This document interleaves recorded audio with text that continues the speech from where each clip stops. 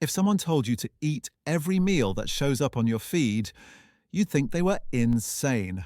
But that's exactly how most of us read. Random articles, quotes, summaries.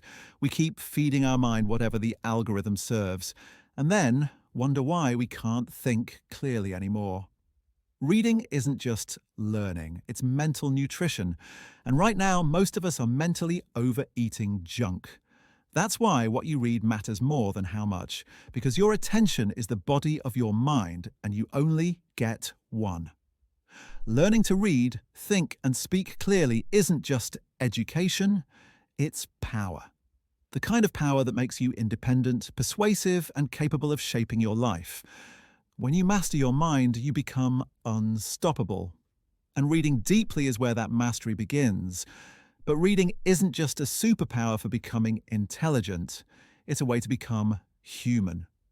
When you read deeply, you don't just collect ideas, you expand the edges of your empathy.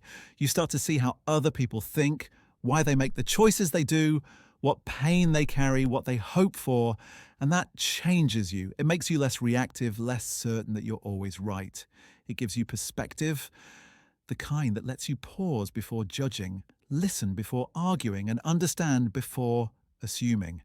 Because the best thing you can ever do for the people around you isn't to lecture them, fix them, or impress them. It's to become the kind of person whose presence makes things lighter, not heavier. When you feed your mind with wisdom, patience, and perspective, you start radiating it outward. That's how reading ripples. It doesn't just build a better mind, it builds a kinder world, one reader at a time. And the strange thing about reading is that, without meaning to, you start borrowing the voices of people who lived completely different lives, and somehow they make sense of yours. Take Maya Angelou, the author of I Know Why the Caged Bird Sings, a book that has moved millions. As a child, Angelou was assaulted by her mother's boyfriend, who was murdered soon after she spoke his name, believing her voice had caused it. She went silent for 5 years. Then one day, a teacher gave her poetry. Slowly, through the words of others, she began to give shape to her pain, and eventually found the voice that would help free thousands more. That's the power of language. If you can't put what you feel into words, you stay trapped inside it. The moment you can name it, the fog lifts. So when you can read deeply, think clearly, and articulate well, life stops feeling random. You start connecting the dots. You see that your pain, your joy, your confusion, they're not isolated. They're part of a bigger human story. And it's reading that gives you this perspective. Once you can say what you feel, you can finally decide what to do with it. And that's where real growth begins. Because time is limited, and so is your mental space. What you read is a critical choice. So, let's do a bit of math. Say you start reading seriously at 30 and live till 70. That's 40 years. One book a month? That's 480 books. Double it to 2 books a month and you're still under 1,000. Less than 1,000 books in an entire lifetime. Meanwhile, there are over 150 million books in existence and millions more being added every year. So yes, harsh truth, you and I are going to die having read a tiny, tiny fraction of what's out there. That's not meant to depress you. It's meant to wake you up. If you only get a few hundred serious slots in your lifetime, what are you going to spend them on? So, how do you choose what to read? You start by creating a personal curriculum. A reading path shaped by your questions, your experiences, and who you're becoming. Not a school's curriculum. Your curriculum. Built for the life you're living now and the life you're growing towards.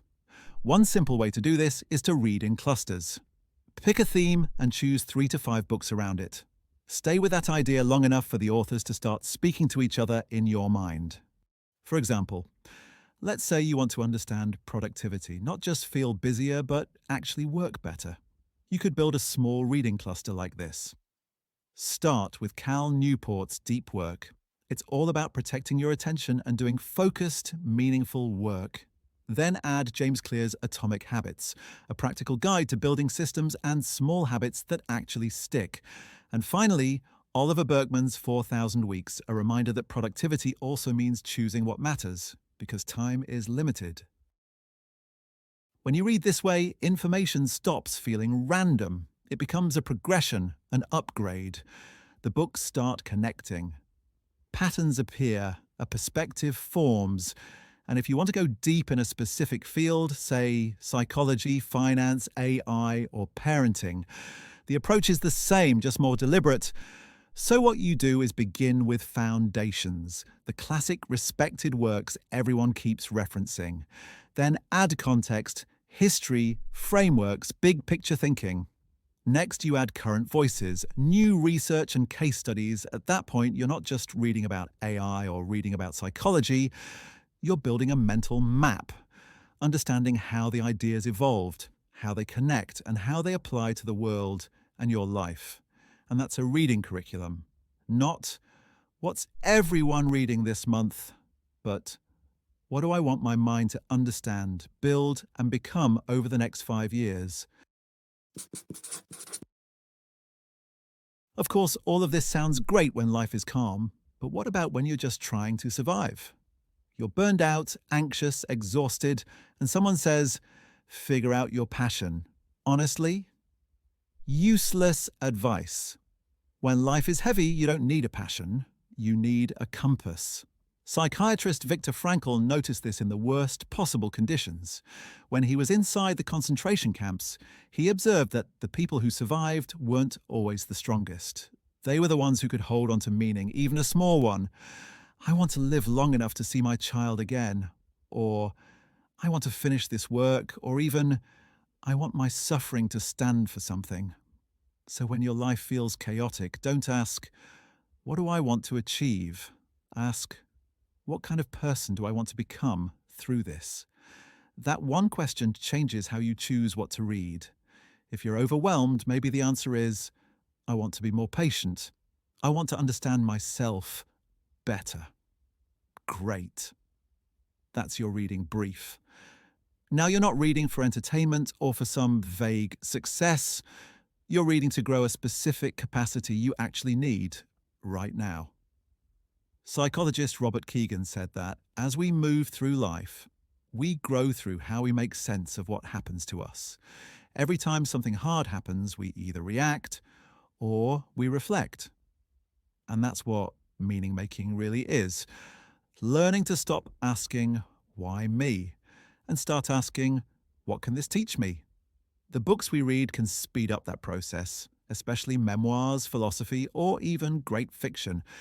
These types of books expand your vocabulary for your own life story. They give us language for things we've felt but couldn't explain. And once you can name an experience, you can grow from it. Then, as life stabilizes, move towards books that help you build skill and expand perspective.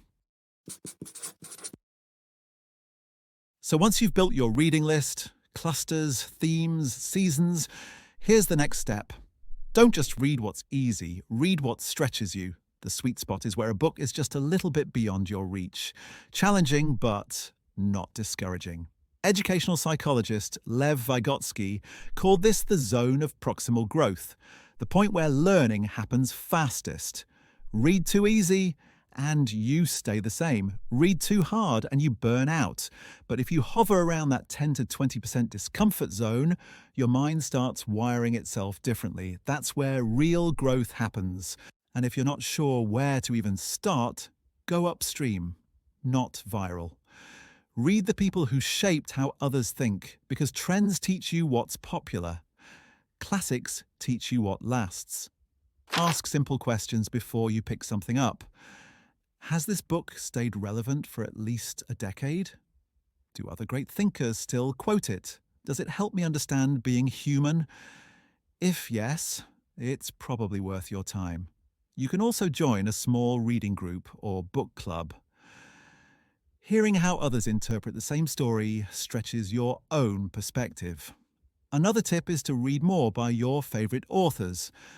If one of their books changed the way you see, the next one probably will too. And don't be afraid to reread great books because you're not the same person each time you open them. That's the real secret. The best books grow with you. What they reveal depends on who you've become since the last time you turned their pages.